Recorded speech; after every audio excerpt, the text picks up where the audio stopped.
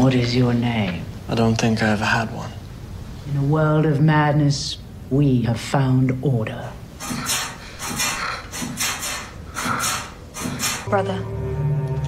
Did someone tell you about us? You seem to forget when it suits you. Ingatan adalah rasa sakit. Film ini menceritakan ketika dunia dilanda sebuah zat beracun bernama The Shred. Para manusia harus bertahan dan menyesuaikan diri. Jika mereka keluar tanpa masker, maka ingatan mereka akan terhapus. Ini adalah Glass House. Seorang penyintas sedang mencari perlindungan di hutan dan tanpa sengaja menemukan rumah kaca dengan tanda larangan masuk yang jelas. Ia mendekat dengan hati-hati dan disambut dengan tembakan yang ditembakkan dari rumah kaca. Di dalam rumah tinggal sebuah keluarga terisolasi yang terdiri dari ibu dan anak-anaknya, Evie, Bee, Daisy, dan Gabe. Sang ibu telah menciptakan sistem kelangsungan hidup yang lengkap, mencakup berbagai tumbuhan untuk menyediakan makanan dan udara bersih. Mereka masing-masing mengenakan kalung yang dipersonalisasi untuk mempertahankan memori ingatan, dan mereka mengenakan masker saat bepergian keluar rumah. Sayangnya, Gabe terkadang lupa memakai masker ketika keluar, membuat ingatannya sering terhapus sehingga menyebabkan ia sekarang seperti orang autis yang terbaring di kasur. Keluarga ini secara ketat tidak mengizinkan orang asing masuk ke rumah kaca mereka. Setiap orang tak dikenal yang menginjak tanah mereka akan segera ditembak, tetapi mereka selalu berhati-hati karena salah satu anggota bernama Luka belum kembali setelah pergi. Saat penyintas tadi terbunuh, gadis-gadis membawa sebagian tubuh tertentu untuk upacara dan menggunakan sisanya untuk pupuk serta mengubur jasadnya di luar. Penyintas yang tertembak hari ini memiliki foto di salah satu saku bajunya dan Evie memutuskan untuk menyimpannya.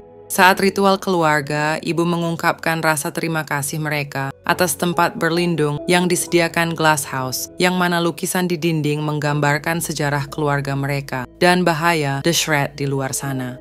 Mereka percaya bahwa The Glass House adalah tempat perlindungan mereka dari efek The Shred, memungkinkan mereka untuk melestarikan kenangan dan identitas mereka. Ketegangan antara orang asing dan rahasia yang dibawa mereka, khususnya foto yang ditemukan Evie, yang menunjukkan ancaman yang dapat mengganggu kehidupan mereka.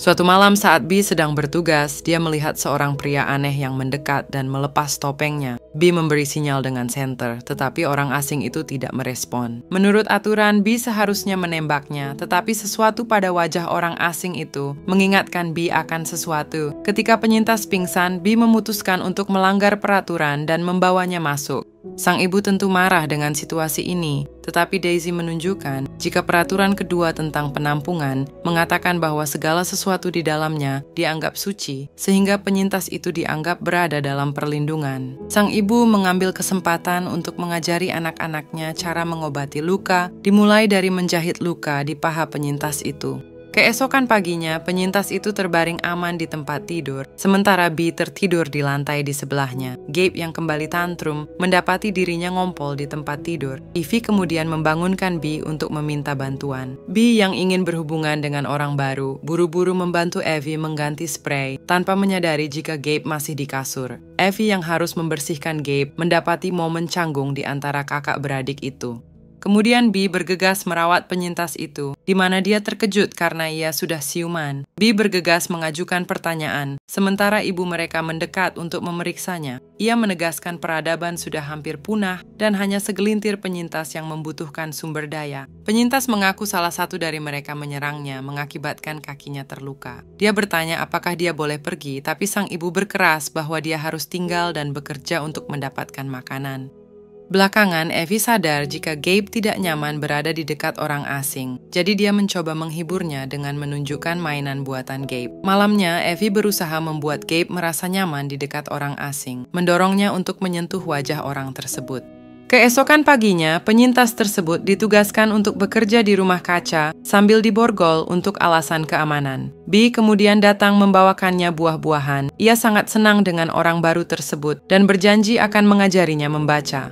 Saat Evie membutuhkan bantuan Bee, ia berusaha menghindar karena ingin menghabiskan waktu dengan penyintas itu. Hal itu pun membuat Evie sangat kesal, yang mengingatkan Bee untuk tidak mempercayai orang asing. Saat membersihkan jendela, Bee menjelaskan kepada penyintas bahwa lukisan di dinding mewakili sejarah keluarga mereka. Saat penyintas melihat lukisan pria yang bersama Bee, ia menjelaskan jika pria itu adalah segalanya baginya. Saat makan malam, Bee mengajak penyintas untuk duduk di meja, tetapi ibunya menolak karena dia tidak bisa menggantikan posisi Luka. Penyintas itu bertanya tentang siapa Luka, dan Ivy menjelaskan jika itu adalah saudara mereka.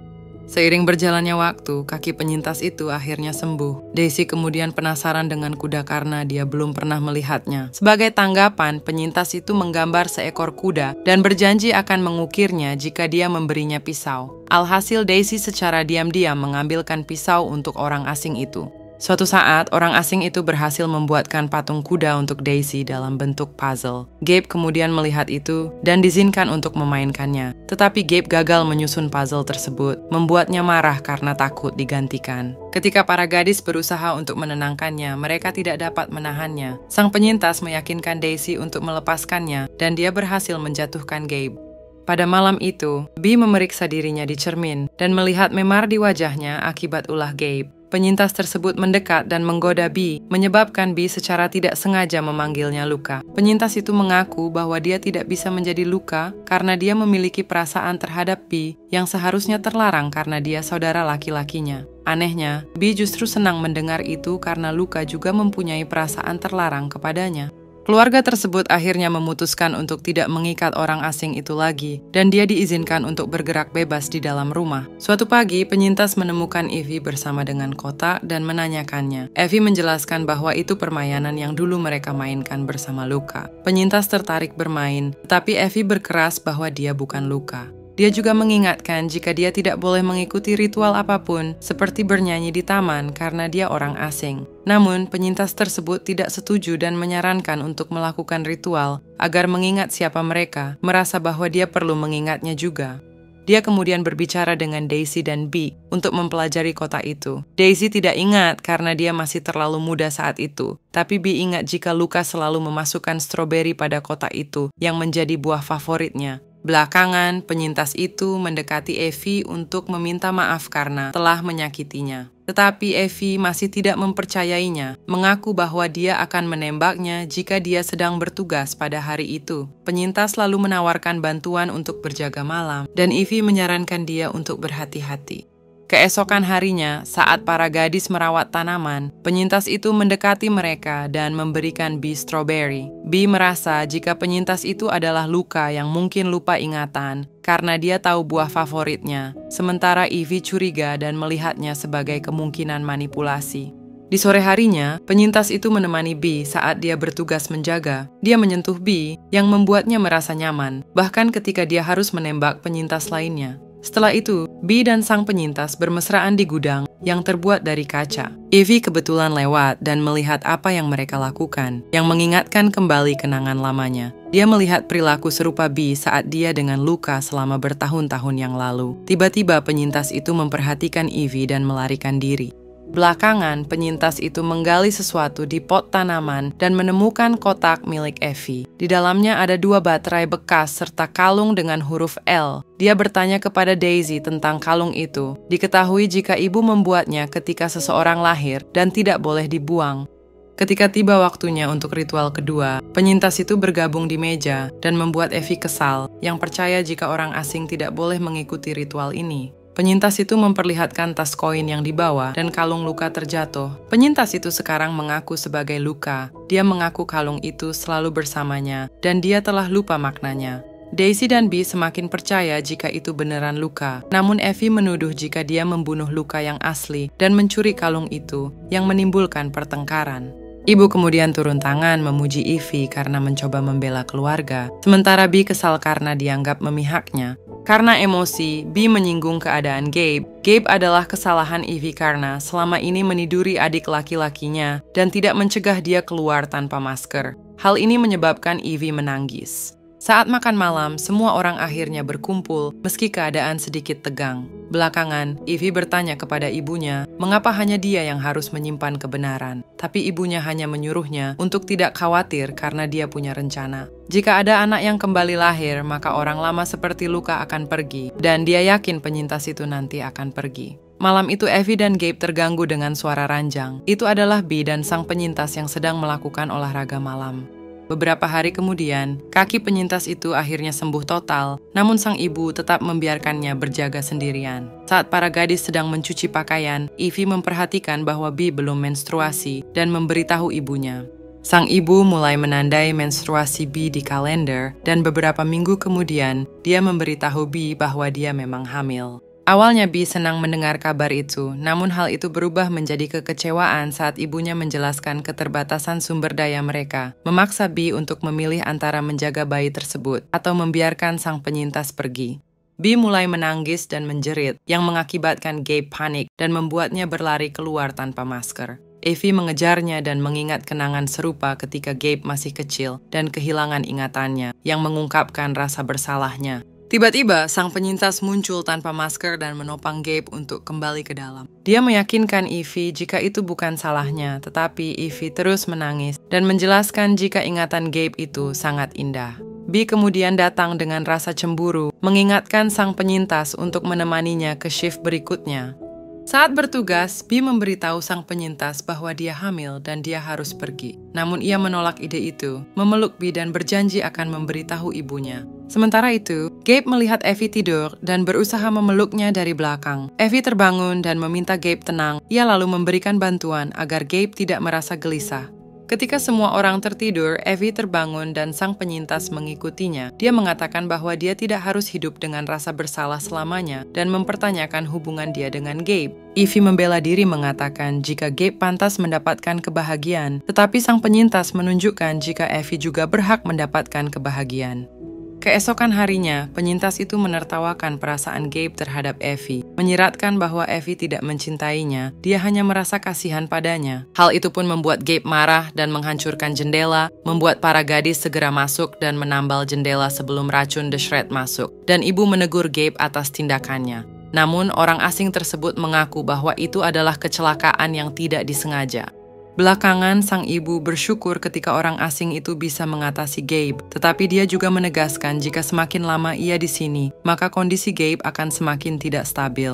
Ia menegaskan jika dia akan tetap teguh pada keputusannya untuk mendahulukan Gabe ketimbang orang asing. Setelah sang ibu menenangkan Gabe, dia kembali bertemu dengan orang asing itu yang menyadari bahwa dia tidak bisa dimanipulasi seperti para gadis. Sang penyintas membuat keputusan buruk dengan menaklukkan sang ibu dengan peralatan kebun. Dia kemudian meninggalkan tubuh tak bernyawa itu di samping tempat tidur Gabe, mencoba membuatnya tampak seperti Gabe yang melakukan perbuatan tersebut. Saat Gabe terbangun dan menemukan tubuh ibunya tak bernyawa, sang penyintas itu muncul dan menuduh Gabe melakukan pembunuhan, membuat Gabe marah dan menyerang penyintas itu. Gadis-gadis mendengar keributan, tepat ketika mereka tiba untuk melihat orang asing itu menaklukkan Gabe dan menuduh telah membunuh ibunya. Evie yang emosional mempercayai cerita itu dan menangis, kesal karena menolak mengakui bahwa Gabe adalah pelakunya. Kemudian, penyintas itu mengunjungi Gabe yang terikat dan menutup mulutnya sebelum membuka jendela, mengklaim jika itu yang terbaik. Penyintas itu mengungkapkan bahwa dia harus melihat kekasihnya meninggal dan dia juga sangat ingin melupakannya. Namun ketika racun itu masuk, hal itu tidak mempengaruhi dirinya. Dia masih bingung kenapa dia bisa kebal, tapi percaya bahwa kenangan sama dengan rasa sakit, jadi membiarkan racun masuk akan membawa kebahagiaan bagi Gabe.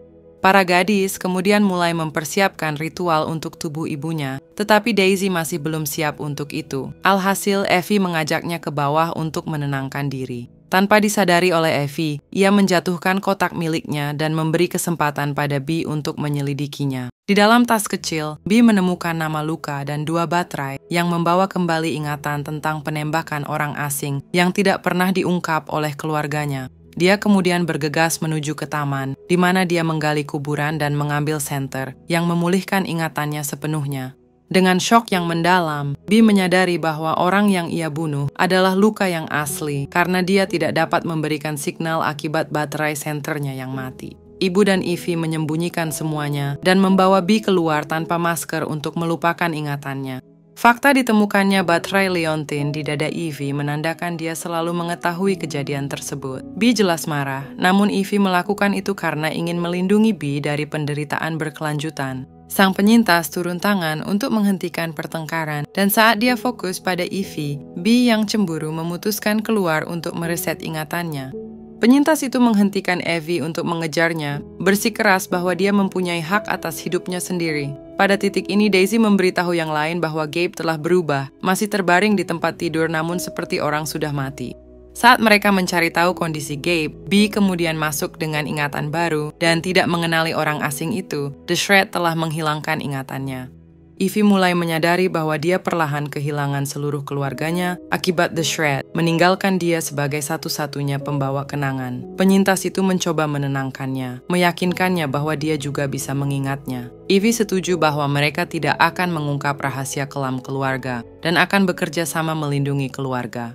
Akibat perubahan ini, Evie dan penyintas kini menjadi kepala rumah, sementara Daisy akhirnya menerima jika dia adalah putri B. Daisy sebenarnya adalah hasil anak dari B dan Luca, namun Luca pergi saat ibunya memaksa untuk memilih antara anak atau pacarnya. Setelah ritual jenazah ibu selesai, keluarga memulai kehidupan baru, merubah lukisan di dinding kaca untuk mencerminkan anggota baru. Sekarang B dan Gabe tidak memakai masker saat keluar, dan dia berharap mereka akan kebal seperti penyintas itu. Gabe mungkin tidak bisa berbicara, tapi dia mulai bertindak sendiri. Dan suatu sore dia mulai menggali di taman saat kenangan membanjiri pikirannya. Dia menemukan 2 tengkorak dengan pernak-pernik Evie dan B, mengungkapkan bahwa itu tidak nyata. Film ditutup ketika seorang pejalan kaki muda dan sehat mendekat ke rumah kaca. Penyintas bersiap untuk menembak, dan pilihannya jatuh kepada Gabe untuk mendapatkan pengganti yang lebih kuat dan sehat.